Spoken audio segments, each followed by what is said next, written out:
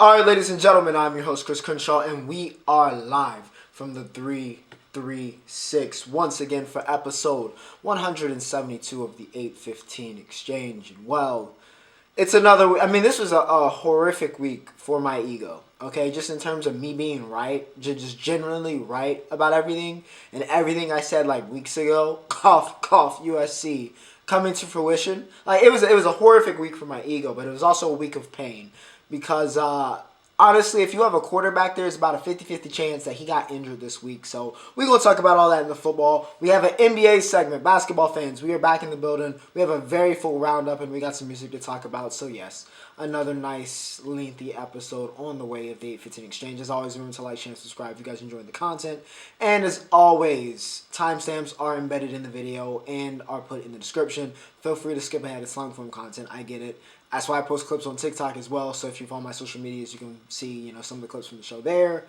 Unfortunately, YouTube has like the minute restriction, so it's really hard to find like a short of me keeping it within 1 minute. But maybe one day, all right? Maybe one day. But yeah, you can see that stuff there. And of course, skip ahead. Skip past the intro. Skip to whatever you want to listen to. But ladies and gentlemen, boys and girls, children of all ages, let's get the show underway. Because boy, oh boy, college football this week. A brutal week in college football. An absolutely brutal week in college football. Even though it wasn't as jam-packed with, like, great matchups necessarily as we've seen, or at least with hype coming in, as we've seen in the past weeks, we still had some stuff to talk about. I just realized, I'm looking at my notes, I didn't even put the fact, I really should put this in the roundup. I'll just say it. I'll say it in the roundup of the CFP segment. Let's get to the main course, yeah? And we're going to kick off with Louisville and the U. And boy, oh boy, listen, TVD was not that guy last week. He was not, all right? Against Florida State, choked, all right? But maybe he was cold coming in because he played much better this week, but it still wasn't enough. Louisville gets it done 38-31.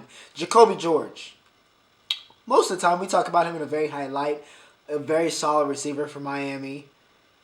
But in this game, at the end there, listen, even if it was a PI, which I don't think it was, you cannot lose your head like that. And not that it, made a world of a difference, but it still made a difference. Having that penalty, losing that momentum that Miami lost when they were trying to get that last touchdown and potentially tie it, send it to OT. That was big. That was big. That was big. You cannot lose your head in these clutch situations. Jacoby George did.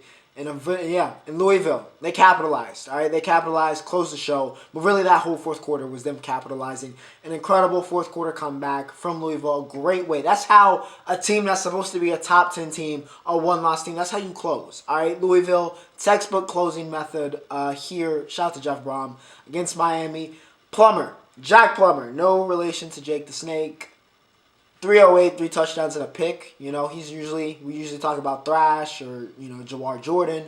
But Plummer had a very good day today, or should I say on Saturday, had a very solid day. 308, 3 touchdowns. Guerrero had 93 yards and a touchdown as well. Joey Gatewood had 3 receptions, 51 yards. I think it was all on that same drive to take the lead. Every single time, Louisville needed a big play, needed a big catch on that drive. Gatewood was the guy, the quarterback former Auburn, was supposed to be the future at Auburn. Auburn, who, by the way, lost to New Mexico State this week. Not great. But, nonetheless, Gatewood comes up big time. TVD, like I said, he had a very good game. 327, 1 touchdown. Mark Fletcher was toting it, 126 and 2 touchdowns. Restrepo had 8 receptions, 193 and a touchdown, including nearly a game winner on that Hail Mary, but it was not enough. Louisville closes the show. They get the win. OU, Oklahoma, near disaster. Narrowly avoids disaster against BYU. Dylan Gabriel, not that guy. He had 191 and 2 touchdowns, but it was not a pretty 191 and 2 touchdowns. It was not a pretty game for Dylan Gabriel at all. I don't know if it's just he's not that guy, or maybe he just doesn't match up with the system that Levy and Oklahoma are trying to run as well. But there's a disconnect there. There's been a disconnect throughout the year. He's had his high moments, yes, but it just hasn't all come together, which feels like the summary of Oklahoma's year. But maybe it will in the future, all right? Gavin Sawchuk How many straight weeks have we talked about Gavin Sawchuk on this channel? 107 in the touchdown. Another great game for him. They listened to me. Venables listened to me. He said, hey, Sawchuk is the guy now, and he has been the guy. He has been one of the catalysts on that offense with DG kind of playing up and down. Sawchuk has been that model of consistency. So shout out to Gavin. Danny Stutzman continues to be one of the best linebackers, and honestly, you could dare say one of the best defensive players in the country this year. 10 tackles yet again for Stutzman. He also had a sack and 2 TFLs. Billy Bowman continues to be one of the best safeties in the country. He had 9 tackles and a big-time pick 6 against BYU in this game.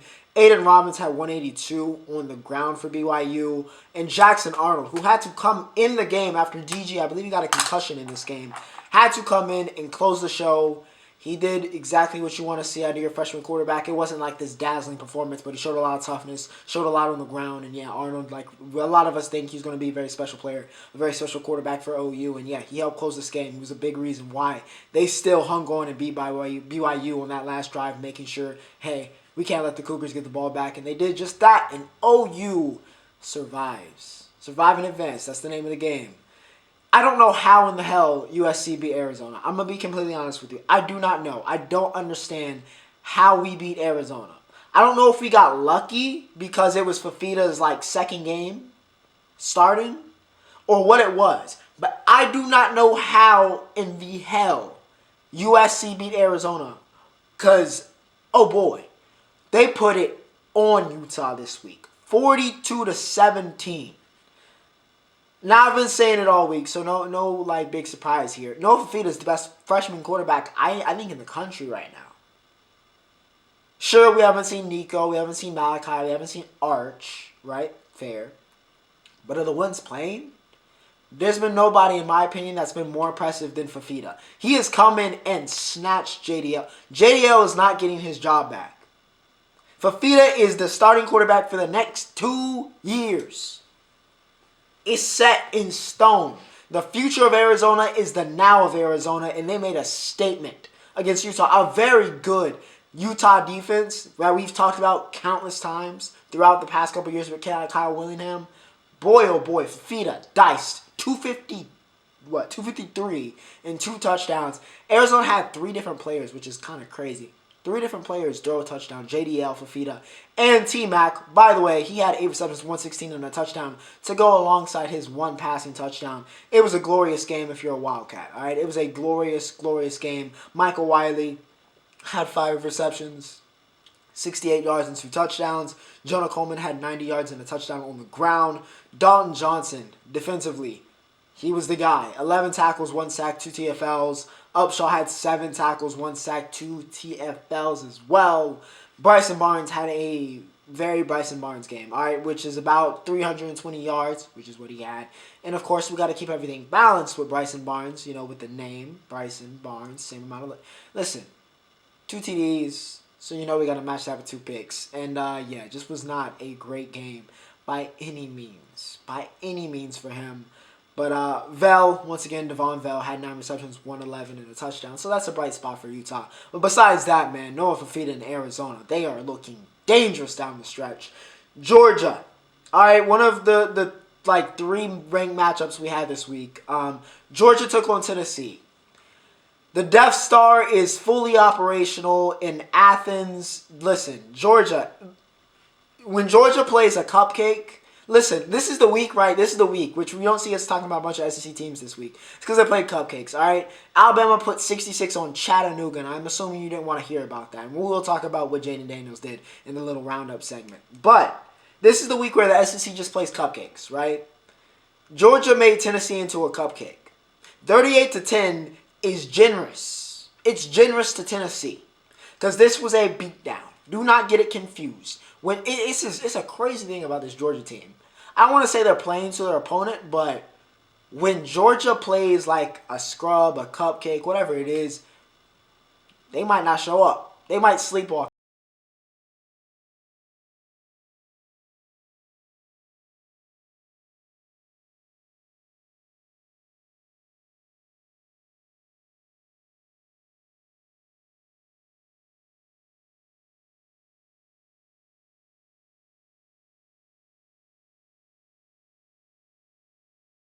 He's rising on a lot of draft boards for next year. Beck looking like he might be more than just, a game manager. 24 for 30. 298, basically 300 yards, and a hat trick for Carson Beck. He was great in this game. Marcus Rosamay Johnson with 7 receptions, 91 yards, and 2 touchdowns. He had a great game. Tennessee secondary had a lot of trouble trying to figure anybody with just just to put a man on him. All right, they've had troubles with MRJ, and yeah, they could not stop him. Joe Milton is just not that guy. I know. He's gotten better since those days at Michigan when he was just purely a rocket arm. He's gotten better, but he's just not that guy. The development is just, it's not been there. It doesn't look like he's ever going to reach that, upside that comes with his size and his arm talent. It's never going to happen. He just doesn't have it. He just doesn't have it. Maybe one day he gets it, but it's not looking like it. And yeah, he's not that guy. All right, he's just not that guy. He's not that difference maker that,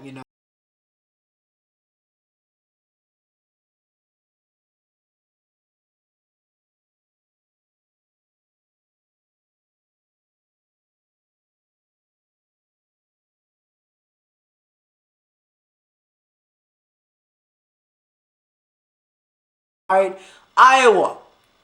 The under this week, before I even talk about this game, the under this week is yet another record for this Iowa team this year. It is 27 points for them versus Nebraska. And people are still like, hit the under. Because at this point, Iowa unders are just free money. It's free money at this point. It's free real estate. It's free. The over-under for this game was 32, and Iowa hit it yet again against Illinois, 15-13. No Cooper DeJean. Listen, no Coop. And you would think maybe some problems. And maybe there was a little bit of problems, but that defense is still as lethal as ever. Now, fair. They're playing Illinois. It's Illinois. But still, Iowa, this game went far too close. But, it's just classic. It's classic. Classic Iowa. They get a 30-yarder, Caleb Johnson, which probably was their, longest gain of the week, of the month at this point, besides like a Cooper punt return. But yeah, a 30-yarder with 4:43 to go ends up being the go-aheader and wins the game for Iowa. This game was far too close if you're an Iowa fan, which you're probably used to it at this point. And yeah, just absolute insanity watching this team with their off. Which honestly, this was a solid game. 15 points. This was honestly a solid game. The Iowa offense has been solid for their standards. The past, honestly, 20 last week was like, whoa. 15, very solid. All right, very solid. It was not good, but it was solid. It was solid. You'll take it, and you'll take the win. Nebraska that's just gonna be. It's gonna be so beautiful. In a sick, perverse way. It's gonna be such a great game. Such a great game. Clemson took on North Carolina this week. Yeah. All that talk, listen, I don't know what that student said. I don't know if he was like a plant maybe that Dabo used to fire up the team, but it worked. It worked because Clemson has been on one since. They looking like Clemson again. Clemson gets to win 31-20 over UNC. It's a little bit in free fall this currently. Will Shipley looked like baby CMC.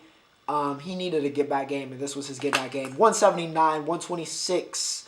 And a touchdown on the ground. He also had 2 receptions for 53 yards receiving. But yeah, Shipley, he was that guy who we expect Will Shipley to be, baby CMC. He needed to get back game. Like I said, he's had some fumble issues throughout this year. And yeah, this was probably his last game in Death Valley.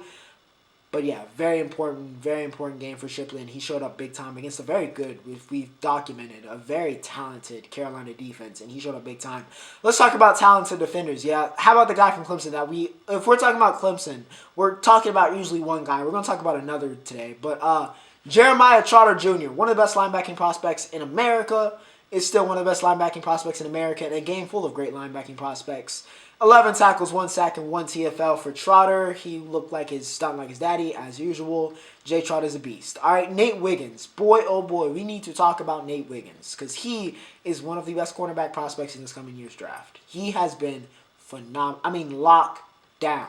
Seat belt wearing throughout this year.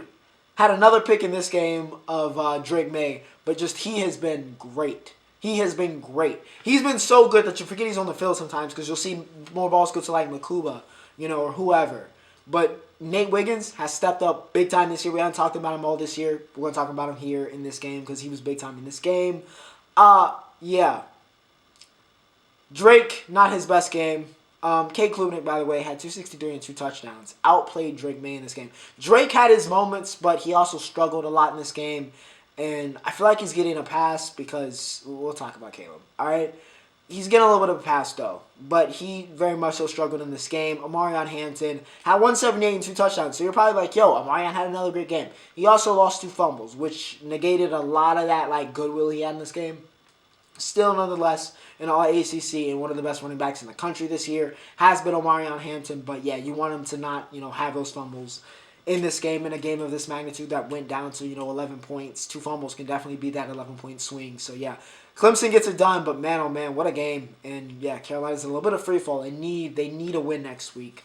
K-State takes out Kansas for the 14th time in a row. Kansas State has beaten Kansas. Even with Kansas being better the past couple years, still, nonetheless, Kansas State beats them again. DJ Giddens, 102 and a touchdown. Once again, we're talking about the RBs. I feel like it's every single Kansas game. We never have to talk about the quarterbacks. Except for if, the Daniels are which happened in this game, crazy enough. It's always that. But yeah, running backs, DJ Giddens had 102 and a touchdown for K-State. Will Howard was clutch. If I say nothing else, he was clutch. In that fourth quarter, when they needed moments, when they needed, to get a first down, to convert, Will Howard stepped up. He was that guy. So yeah, go Cats. Devin Neal, once again, 138 and a hat trick. Casual Devin Neal game. He's the best. I go as far as saying he's the best player on that Kansas team, and I don't know if a lot of people would argue me on that, but yeah, he is certainly one of the best running backs in, I guess, what is remaining of the Big 12. But yeah, Neal balled out, but wasn't enough. Another backup quarterback for Kansas. Like I said, Jason Bean got hurt in this game, so yeah, Kansas cannot keep a quarterback healthy, and that has hurt them countless times. 14 straight. Go Cats. Washington and Oregon State. Okay? Jalen Polk, before the game, said, and I quote, "I hope it rains." All game. That was a mistake. Because it did rain. And normally we talk about these great Washington receivers, but there was only one of them, and that was great. And it wasn't Polk. But it was number one. Because once again, Roma Dunze. Michael Penix did not, he went 184, 13 for 28, had 3 touchdowns. But by any means, Penix did not have a great game. You can blame it on the rain. You can blame it on, the drops or whatever it was. Penix didn't play a great game. Credit to Oregon State's defense as well. But Rome, Big Rome, once again, we talk about Big Rome again, can't be stopped. 7 receptions, 106 and 2 touchdowns. He is him. He is him. One of the hymns of the week. Roma Dunes, again, Rome. All right, win in Rome. Braylon Trice, by the way, on the defense side of the ball, had 6 tackles, 1 sack, and 2 TFLs. That Washington defense clamped down. Especially the problem is with Oregon State is you got to take the ball out of DJU's hand, and they refuse to do that. But before we get to that, let's talk about the reason why DJU struggled in this game, besides the fact that he is just not a star, and that is Jabbar Muhammad. Had one of the best defensive, honestly, arguably the best game you will see from a DB this year. Muhammad had in this game. He had 4 pass deflections, all gorgeous, and 2 interceptions. A dominant game from a cornerback that Jabbar Muhammad had in this game. One of the best cornerback performances and one of the best defensive performances, in my opinion, that I think we've talked about all year. He was special in this game. Damian Martinez had 123 and 2 touchdowns. And if the Beavers decide to run and tote the ball with Martinez in this game, rather than put the ball in DJU's hand, they might have pulled off the upset. But they did not, and they will take the L in Washington, staying alive. Staying alive. That's been the theme the past 2 weeks for them. It's just staying alive. And to end off the major games that we talk about this week, Mizzou and Florida, which was not a game I expected to be talking about this week. But, last week we talked about the Cody Schrader, posted that on TikTok. Cody had another great game, 148 and a touchdown. You know the drill. Doak Walker him. Doak Walker, that man. If he ain't at least a finalist, then something is wrong with college football. But this game went down to the wire, and honestly, with 1:48 to go, Trace Max hits a field goal to make it, what would that be, 31-30. And we're thinking, man, Florida might have done it to him. Florida might be about to pull off the big upset against Mizzou. Mizzou's coming back down to earth. It always happens. Always happens. And then Mizzou on 4th and 17. Brady Cook is able to convert. They get into field goal range, and of course they got one of the best kickers in America. Certainly probably the kicker with the biggest leg in America. And of course that is the thicker kicker volume, whatever this is. The thicker kicker, Harrison Mevis. He walks it off, and Mizzou gets a huge win against Florida, takes victory from the jaws of defeat, drives down the field. Brady Cook was great. 342 and 2 touchdowns for Brady. Phenomenal game for him. We talk about Cody every week, and yeah, this was no different. Like I said, 148 and a touchdown. Luther Burden is wide receiver number 1, as I have stated. I have stated multiple times this year, and every time we've talked about Missouri, Luther Burden, wide receiver numero uno next year. 9 receptions, 158. He is him. One of them ones. Certified. Luther Burden. He is who his recruiting ranking said he was. That is who Luther Burden is. No debate. Of course, the big story for Florida, as they were once again one of the quarterbacks, Graham Mertz. He was one of the quarterbacks this week that got injured, unfortunately. So yeah, Mertz got knocked out of the game. They had to put Max Brown in. He did probably not as good as Mertz. Mertz was very solid in this game. And yeah, Florida, I mean, they had a chance to win, but you know what? It feels inevitable nowadays. When you give a team 1:30 to go, and they just got to drive down the field and get a field goal, I feel like it's the rate of them converting is like 80-20 nowadays. I don't know what it is. I don't know if prevent has just been busted or often I don't know what it is, but it always feels like that team is going to get down that field and they're going to get that field goal every single time nowadays. I don't know what it is, but yeah. Mizzou, they get the win. Thicker kicker walks it off. Florida, and just down bad. All right, it's down bad in Gainesville. But we will see what happens. You know who else is down bad? They're down bad in Tallahassee this week. Because the biggest injury to a quarterback this week, of course, happened to them, unfortunately. And not that, Rodemaker can't hold it down, but Jordan Travis was Jordan Travis. All right, one of the greatest players probably in Florida State's history, if we're being completely honest. And against North Alabama, unfortunately, it all ends. All right, his FSU comes to an end as he breaks his leg against North Alabama while they were down, by the way, I think 14-0 in this game. Fortunately for Florida State, they came back and won and kept their hopes alive, but they took a massive hit with Jordan. Absolutely gruesome injury. Hate it for him, and hate that that's the way his career ends, especially with the way that Florida State's playing. Likely a playoff team if they win the ACC. It sucks. All right, it just sucks. It overall sucks. Not that Florida State can't make it. Of course, they got to beat Florida. Got to win the conference championship versus Louisville. But without JT, it's a big hit, and just a season that could end in a way that FSU fans are going to be like, man, what could have been? And that's always the worst feeling as a fan, and has to be even worse as a player. But yeah, JT breaks his leg versus North Alabama. Jaden Daniels is the Heisman. We've talked about this endlessly. He had 8 touchdowns this week. I know they were playing, Georgia State, but he dropped 8 touchdowns, okay? It's not even 6. I think he had 6 through the air, 2 rush. It's done, okay? It's done. He is the Heisman. I don't want to hear about Bo Nix. I know he threw 6 touchdowns or whatever this week, all right? Jaden Daniels is the Heisman. I don't care. 3 losses. Louisville had 3 losses.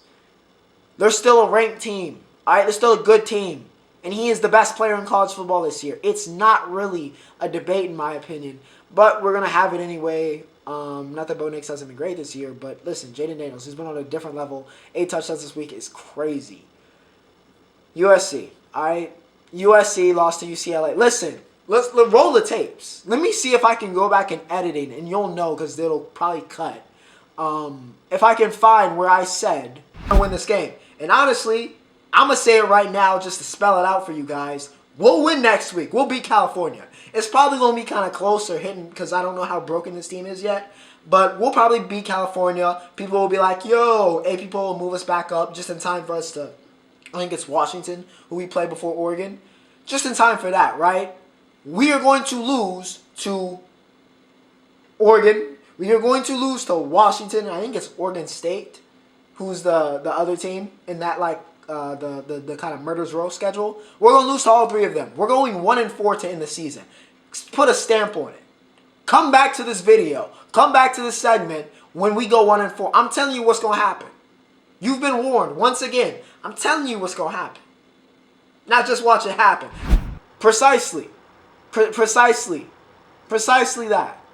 All right? 1-4. I told you. If you listen to me, you will know things. That's why I do this. 1-4. As I told you. I said we were going to end the season 1-4, and we ended the season 1-4. Any more questions? I said we were going to beat Cali and then lose to everybody else, and it happened. Unfortunately, it ended with us losing the victory bell in Caleb's last game to UCLA, but I told you so. I told you. All you gotta do is listen, man. All you gotta do is tune in every Monday or whenever you guys watch it, and you'll see things happen. It's kind of crazy. It's just funny how it works like that. But yeah, unfortunately, USC takes the L. Still fight on forever, and of course, I hate that was Caleb's last game in the Collie, but told you. All right. The National Basketball Association. You thought I was going to go to entertainment. No. National Basketball Association, we got some stuff to talk about. Draymond Green decided to choke out Rudy Gobert this week. I mean, everybody was fighting. To begin the week, it was a violent start to the week. They weren't the only ones that were getting into scuffles, but this was, of course, the most prominent, and we got to talk about the Warriors because it is just not good right now in San Fran. Draymond tries to choke out Rudy. It was kind of explicable because Rudy was trying to, break up the fight, and then Draymond, who was just on demon time, I guess, just came over and tried to put my boy in a rear naked. And it was a madness. All right, it was a madness. He gets suspended 5 games or whatever. Then they come and play OKC. Shai and Chet combined for 70+. I think Shai had 40. Chet had 36 and 10. He hit the one to send it to overtime, hit a crazy 3. By the way, Chet has taken over from Wemby in Rookie of the Year, kind of the Rookie of the Year lead, right? He's the long boy in the lead right now. But yeah, Chet and Shai go off. Klay Thompson's finished. All right, it's done. It's over. We kind of saw this coming with, the knee injuries, and we were just like, yo, Klay might not be that same guy. He is not that same guy. He's not Klay Thompson anymore. He's washed, all right? He is washed like a towel. And, yeah, it's not looking great. It ain't looking great for GSW. It's looking real grim. Dre's choking people. Klay is washed. Curry's trying to carry. It's not looking great. Warriors are down horrendous. But there's one team that is more down horrendous than the Golden State Warriors, and that is the Detroit Pistons. They have lost 11 straight. Cade Cunningham is not looking like the franchise piece he was supposed to be.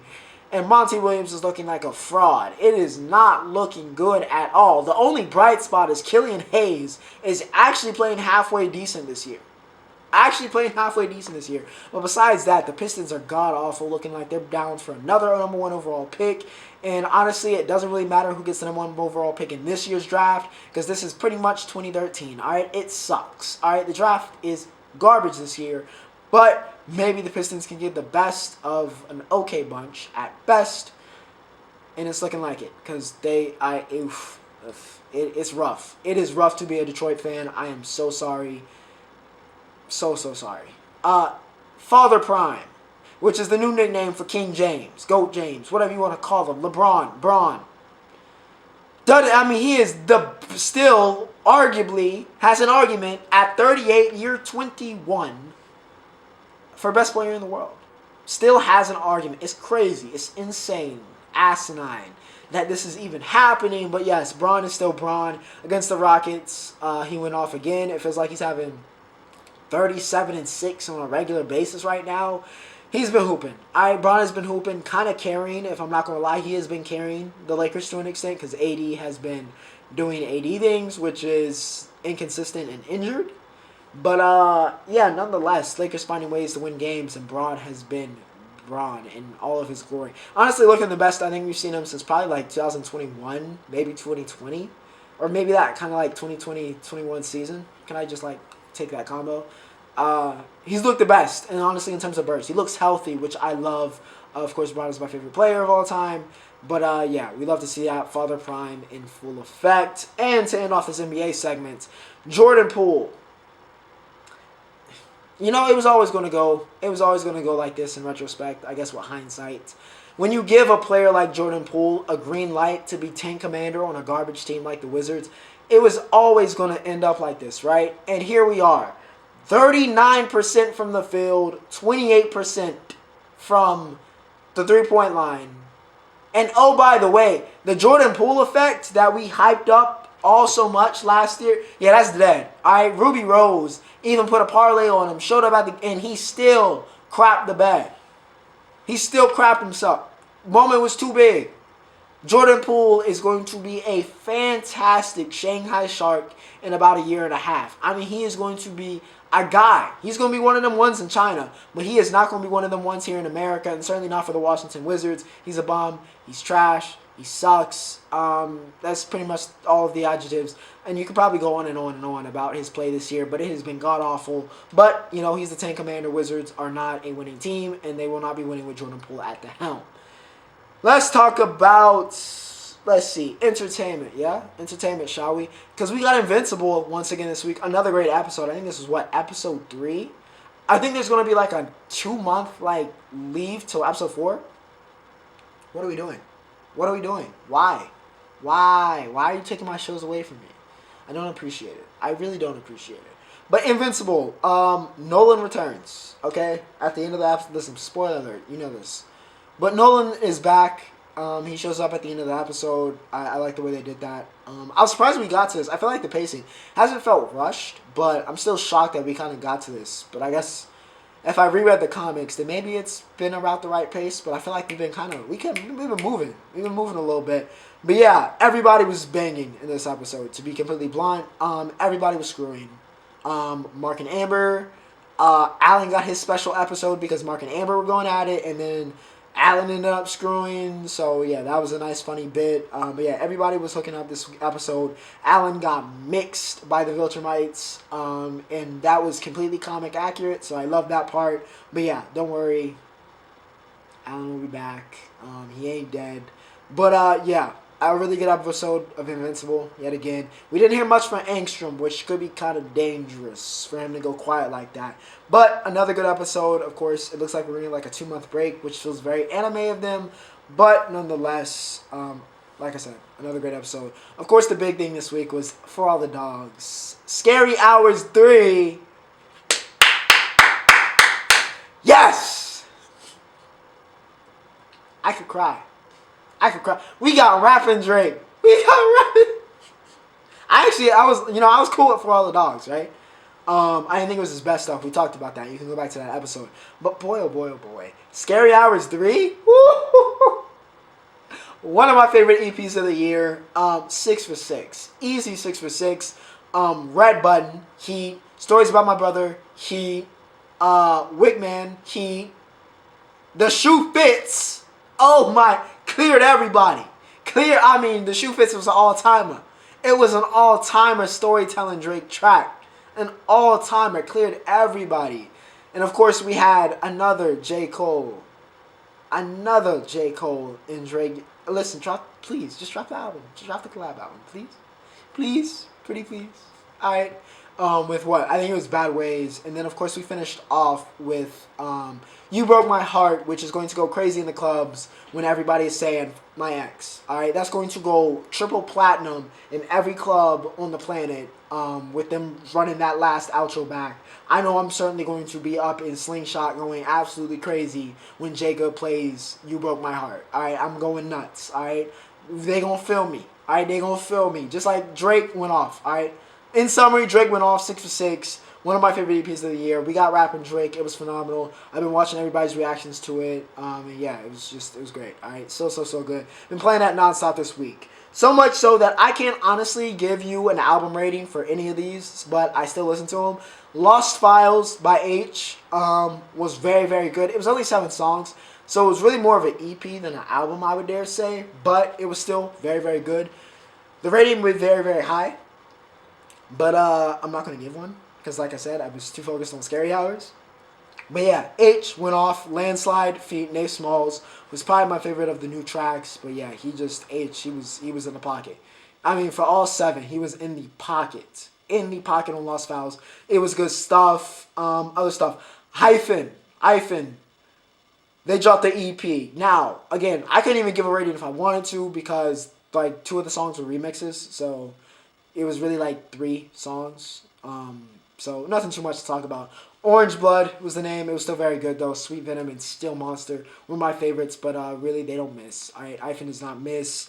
Dean dropped Die For You. Welcome back. Listen, Frank, even Dean came back before you. Even Dean.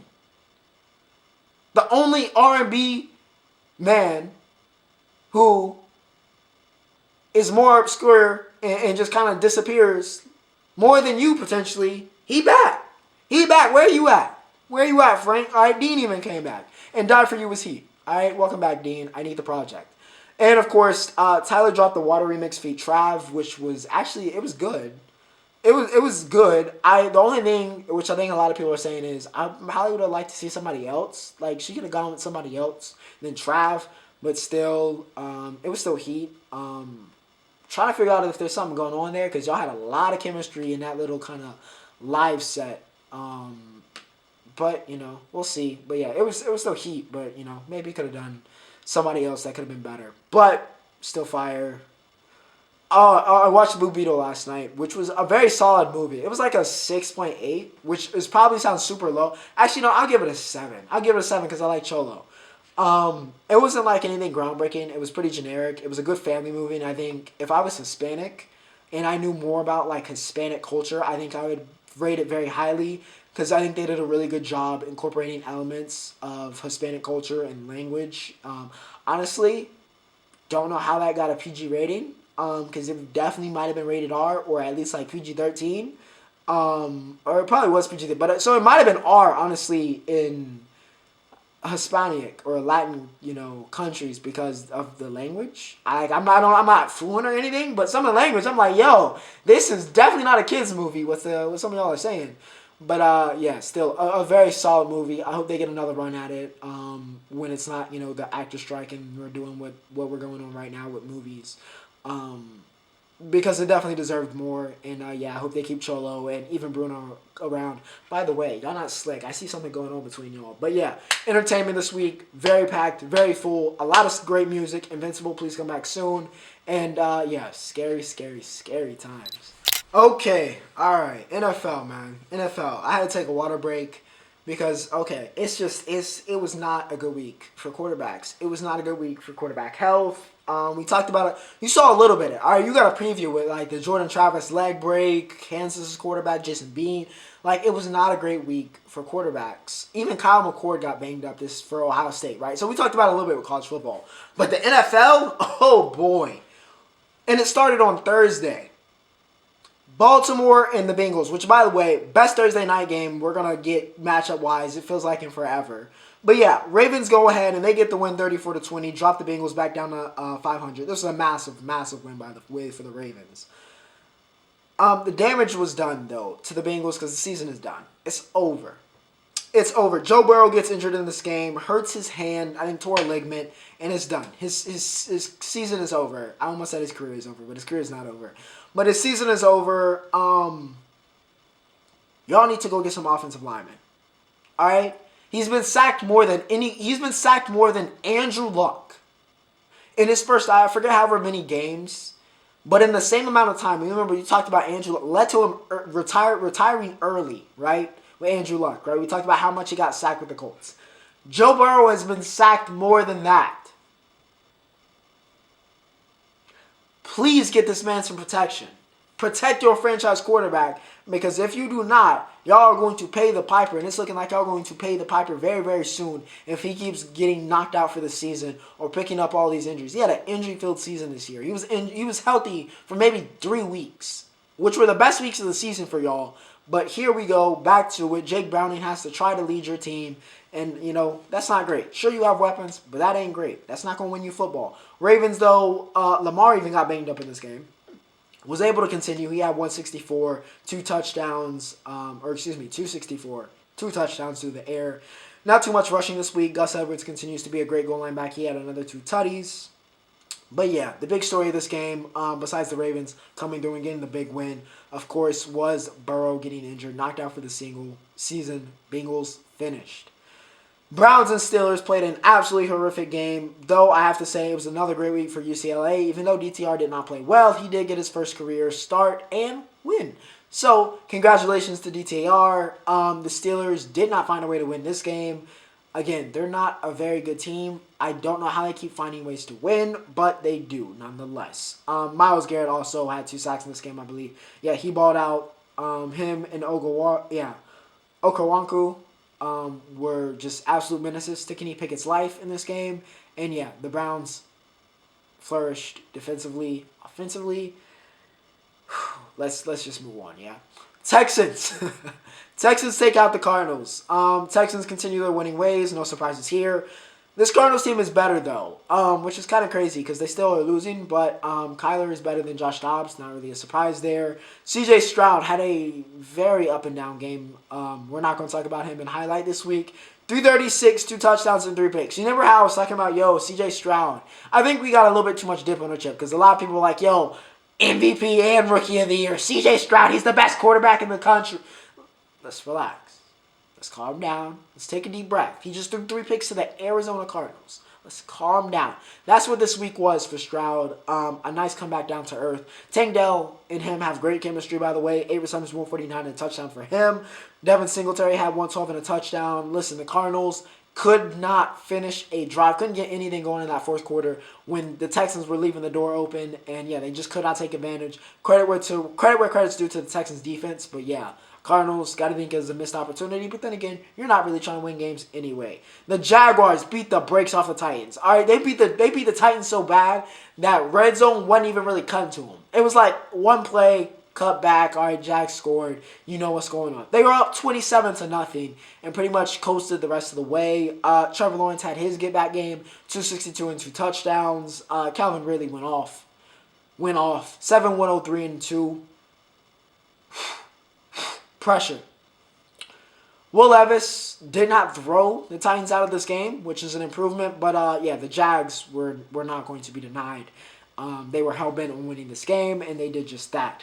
The Raiders took out they didn't. The Dolphins took out the Raiders, 20-13. Yeah, the storybook right now for the Raiders and Antonio Pierce comes dying to an end. Aiden O'Connell throws 3 interceptions this game because it was not a great week to be a quarterback, either play or through injuries. And Aiden O'Connell is definitely a part of that contingent and not in the injury compartment, definitely in the play compartment. But we knew this. He was not ever going to be like a starting quarterback in this league. So no real surprise there. But yeah, Tua went off in this game, 325 and 2 touchdowns. Aitch gets injured in this game. He had 1 carry for 1 yard. So many fantasy teams crushed to their demise, expecting Aitch's back. I can win this week. And then it just all fell apart. He gets injured on like his second touch. So Mozart comes in. He holds it down. Cheetah got injured in this game as well for the Dolphins. 10 receptions, 146 and a touchdown. Before that happened, he had to leave the game. It was a rough game. It was a rough game for the Dolphins. But they do get the win, and you know what? They just need to kind of, keep the wins coming, and they can win that division pretty easily because the Bills have definitely left that door open. The Cowboys and the Panthers. I know it's Chris. Why weren't you at this game? It was in your city. It was the Cowboys. Honestly, I'm not gonna lie to you. I didn't know we were playing the Panthers. That's how little hype this game had. I didn't know we were playing the Panthers until Saturday night. I didn't know. Didn't hear about it. Which is crazy. That's how just the Panthers are in a state. They are in a bad way right now. It is bad. I'm not going to talk about it like I say. We talk about it. We've talked about it enough. All right, the Bears have their pick, and currently they have the number 1 overall pick. So it didn't work out with Bryce. So I'm not going to go on about that, but I am going to talk about the Dallas Cowboys and how great of a game this was for us. Because, Tony Pollard scored for the first time since week 1. It feels so good to see him in the box again because it just felt like he was never going to score again. He kept getting stopped at the 1. It was getting tiring. All right, and he's on my fantasy team, so it was especially tiring. But Pollard did get in the box this week. Dak didn't really have to do too much, so I'm not even going to list his stats. Micah Parsons was sick from pre-workout and still had 2.5 sacks. But let's talk about that man. Man, oh man, oh man. DaRon Bland.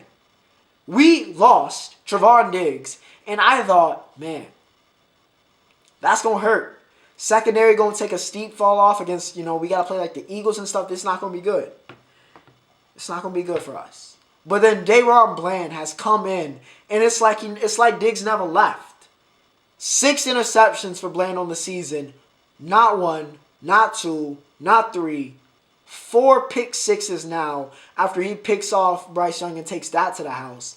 4 pick sixes, ties the NFL record for a single season, and it's week 12 or week 11? Yeah, week 11. Crazy. He needs to be in Defensive Player of the Year conversations, which probably is crazy going into the season because you'd be like, yo, Micah, but no, Bland. Depoy. All right? Depoy. Conversations. I ain't saying he is Depoy, but he needs to be in that conversation. He has been one of the, if not the best. I go on record saying he is the best corner in the league right now, or at least off of play, off of form. I'm not going to say he's the best, like best, but off of form, I don't know if anybody's better than DaRon Bland, and the stats and the numbers back it up, and we beat the brakes off the Panthers, so good week to be a Cowboys fan. The Lions, Seth Rollins, once again, is just falling apart. The Bears were up. After 4:15, Cairo Santos hits a field goal, right? They were up 26-14. All they had to do was not let the Detroit Lions score 13 points in 4 minutes, and they would have beaten the Lions at home. That's all they had to do. Hell, don't let them score more than 12. At least you send it to OT. But no. That task was a little bit too much for the Bears. Goff hits J-Mo. That's 1 with 2:59 to go. Somehow, some way, the Bears decide to give the ball back. Give the ball back to the Lions. After spinning 26 seconds of the clock.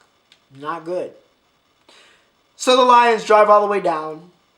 Get a touchdown. But we weren't done. No, we weren't done. Because the Bears get the ball and have a safety to close out the game. Because that's the only way this game could have closed out for the Bears. After they just completely fell apart. After Aiden Hutchinson Hutch was, that was one of the best plays I've seen from a defensive lineman probably all year. It was gorgeous to watch. If you're a D-line coach, just completely destroys the tackle, gets the fumble.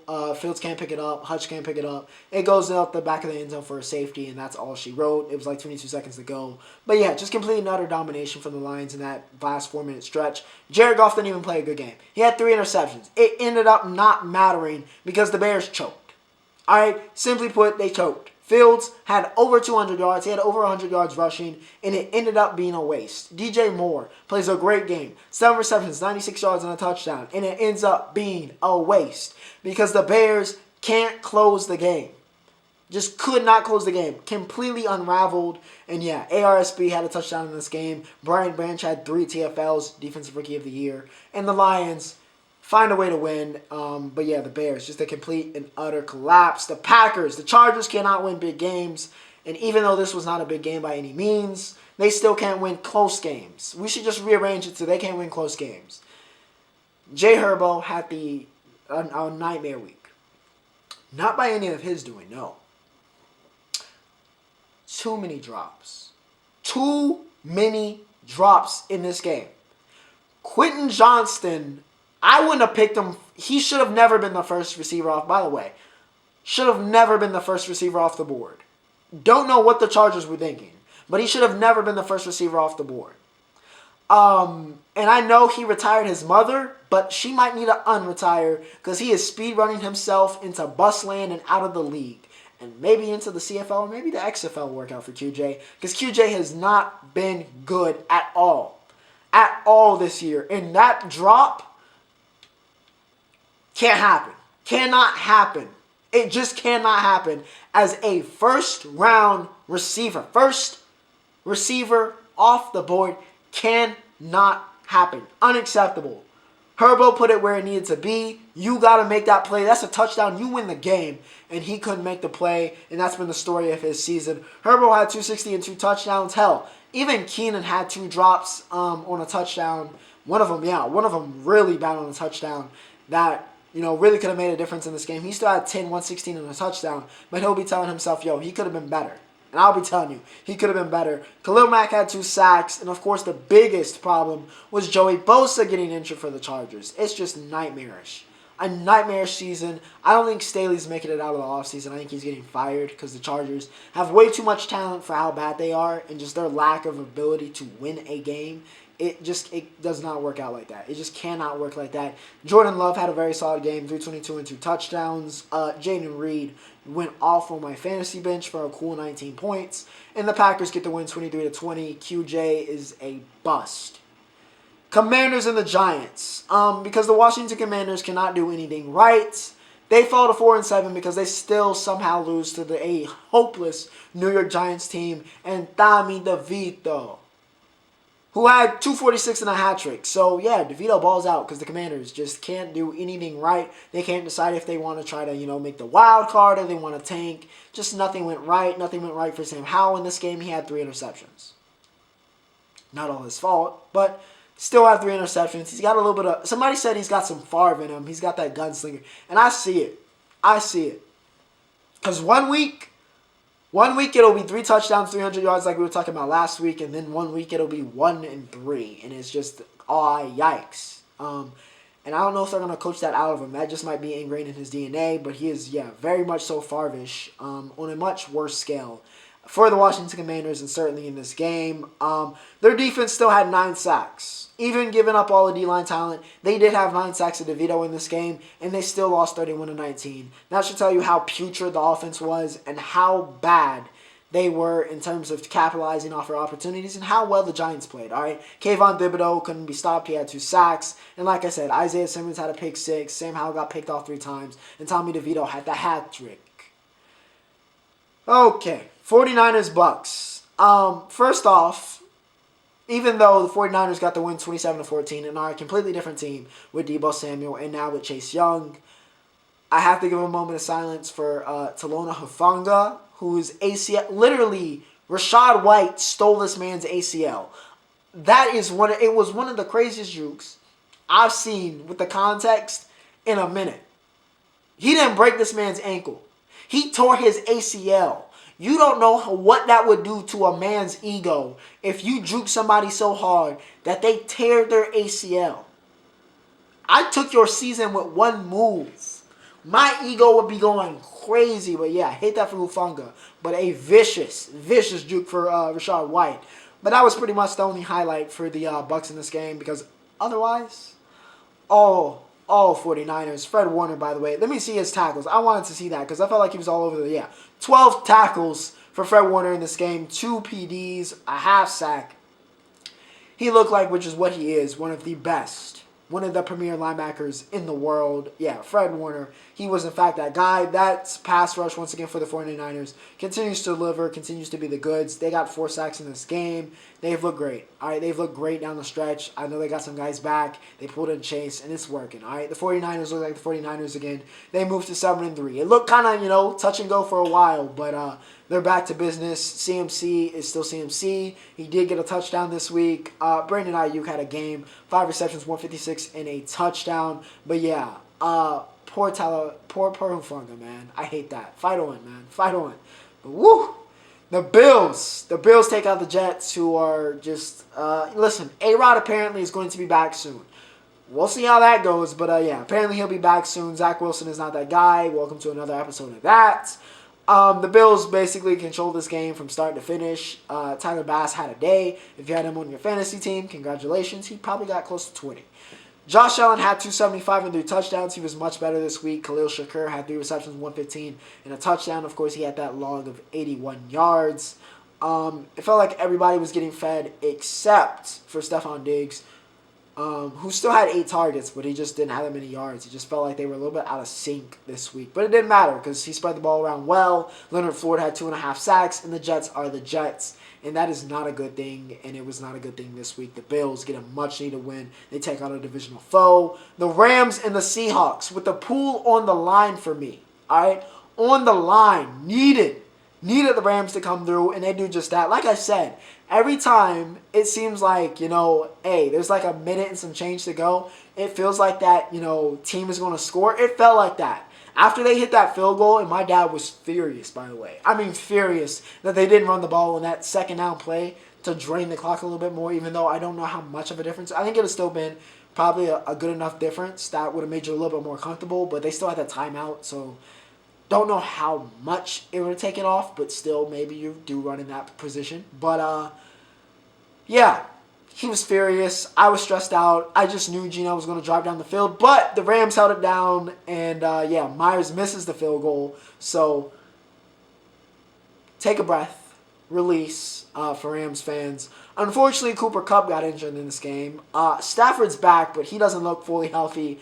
Puka started going off as soon as Cooper went off. It's crazy how fast that switch flips. It's an instantaneous, replacement the Rams have in Puka. But yeah, Puka, much looked like Puka we saw earlier in the season when Coop was out. 5 receptions, 70 yards, and a touchdown. And I think that almost came exclusively after Coop went out. Like I said, Stafford did not have a great game, but the Rams got it done in the fourth quarter when it mattered. We were able to make the comeback. Defense showed up big time, making stops, held the Seahawks to a mere 68 yards on 21 carries rushing. DK Metcalf had a touchdown, but that was pretty much the only highlight for the Seahawks in that second half, as the Rams do get it done 17-16. And I have 1 minute to go, so let's do this in 1 minute, all right? Broncos-Vikings. Let Russ cook. Another game that went down to the wire. Russell was able to find Courtland Sutton, got that touchdown, then got the 2-point. Oh, wait, they failed the 2-point conversion. Gave the Vikings time, but they couldn't get it to go. And Russ, he cooked. All right? He cooked. It worked out. Dobbs, he was okay. Still the best backup, I think, in, football probably. But yeah, Russ, he cooked. Courtland Sutton, by the way, one of the best games we've seen Sutton have since, his injury and kind of come back and try to be that guy again with Judy. One of the best games we've seen from him. That defense showed up big time, especially on that last possession for the Broncos. And yeah, PS2, still one of the best cornerbacks in football. And the Broncos let Russ cook. And with that said, ladies and gentlemen, we have reached Roundup. F1, all right, we got one more week. All right, we got one more week after this, or one more race, I should say. It's going to be a little bit till we get to Abu Dhabi. But Vegas Grand Prix, Max hated the glitz and glam and the pomp and circumstance around this. Absolutely detested it. He loved the race, though. You couldn't stop talking about how much he loved the race. The race was actually good. One of the best races of the year. After the track exploded on Friday, and we were like, yo, this might end up being like a disaster, and all the F1 fans are going to be like, oh, F America, and just all that stuff. But you know what? Ended up being one of the best races of the year. Charles Leclerc, on that last lap, had the overtake of the year on Checo Perez. I can't even be mad at Checo, right? By the way, he had a good weekend all weekend. Had a really good race. Unfortunately, Charles Leclerc is Charles Leclerc, and he insane overtake on that last lap to take that P2, which was huge for Ferrari. Honestly, that safety car doesn't happen, Max might not win this race. All right, he might not win this race, but still a great race, a great overtake from Charles, and yeah, Max gets the win. By the way, Lance Stroll cooked. We were talking about let Russ cook at the NFL segment. Let Lance cook, all right? Because he cooked in that Aston Martin this week. He ends up with a P5, gained like 10 positions. Oscar Piastri as well continues to be a phenomenal, easy Rookie of the Year. And look, every part of the quote-unquote future world champion, which I don't know because Max is a monster. But still a future, elite top-level driver that we all kind of hype him to be. He was just all over the place and constantly charging to the front no matter what happened. So, yeah, shout out to Oscar. But a really good race in Vegas, even though every influencer you knew was there. But still, very fun. And, yeah, certainly one of the most enjoyable for me, even though it was at 1 or 2 o'clock in the East Coast. Let's talk about something that wasn't as exciting. Of course, that was Shakur Stevens versus Emmanuel Navarrete. Oh, God. Shaq, listen. I still rate Shaq. I still think he's a great fighter. He's super talented, but that was a horrific fight. And that's all I really need to say about that. It was a boring, horrific, terrible fight. He does win the 130 belt, but it was a it wasn't even like in a Iowa football, like, sicko fight. It was a bad, horrific watch, okay? And, yeah, the highlights were boring, if you want to call them highlights.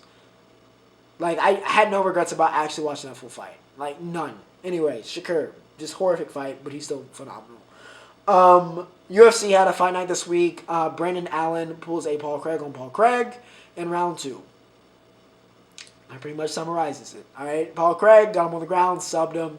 And, yeah, Brandon Allen continues his rise. Craig continues to be that, like, gatekeeper to the contenders, which is not a bad role, but just it's his role. You know, he's never really going to be too much more than that. But still, impressive win for Allen.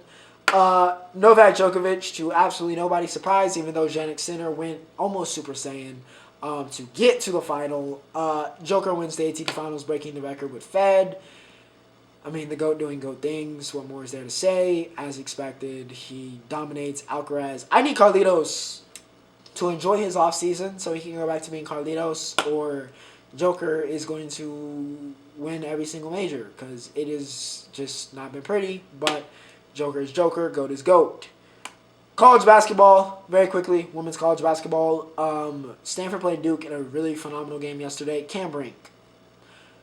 We could talk about the Angel Reese stuff. I won't speculate. Apparently she's not, apparently she's on academic suspension or whatever. We'll see what happens there. She said, don't believe whatever you say. So I will listen to Angel on that. But she definitely has not been the same player this year. And Caitlin, even though she broke the record for most 30-point games in Division I yesterday, has had some struggles shooting that 3-ball and hasn't been completely perfect this year. But Cameron Brink, pressure. All right, Cam has been pressured. 29, 10, and 6 in OT. Kiki Irfin once again had another great game. But yeah, Cam Brink, longest free throw streak as well as a big. Okay, has the longest free throw streak in America. She has been phenomenal. She has looked every bit the superstar she is supposed to be, and she was a big reason why Stanford's able to outlast Duke and get that win in OT. One of the games of the year so far, I would say, in my opinion. And yeah, Brink certainly looking like a potential #1 overall pick and one of the best players, which is what she is in college basketball. And William Nylander, NHL, very, very quickly. William Nylander has scored in every single game this year. Yet, it's the Vancouver Big Three that is currently leading points currently in the NHL. Of course, I'm talking about JT Miller, Clint Hughes, and Elias Pettersson. They have been dynamite this year. Vancouver has been very, very good. Not like, Vegas or Boston yet, but still in that race, still up there. And, of course, those three have been phenomenal, looking like 3 easy All-Star selections. And, yeah, Vancouver, they've been balling out. Connor Bedard lost his goal streak. But still got an assist. And the Hurricanes, we finally got it. We needed that win against Crosby and the Penguins, even though, Sid the Kid, or Sid the Goat, or Sid whatever you want to call him. He had 2 goals in that game, but we were able to get it done. Shout out to Zach Jarvis for getting 2 points in that win. And yeah, that was the NHL for the week. But with that said, ladies and gentlemen, I hope you guys enjoyed another great episode of the ENYPHEN Exchange. And yeah, I'll see you later in the week. But for episode 172, Ocho signing off.